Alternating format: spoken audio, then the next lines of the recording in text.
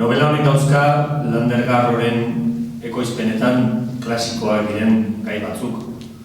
Mutikoen eta neskatoen arteko gerra txikiak, txirrindularitzako gerra txikiak, etxe aldatzearen gerra txikiak, kaseteak, arropa berria eskuratzeko gerra txikiak. Eta gerra txikiaren baitan, getoen baitan bezala, klase desberdina daude, eta liburuan esplikatzen dira. Huts egiten duten bonba autoak, azertatzen duten bonba autoak.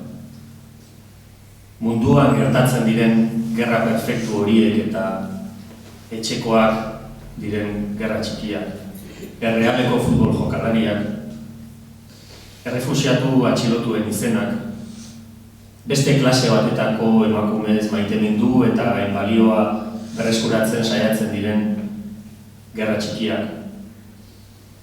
Eta horretan guztietan, lokailua da Xabi.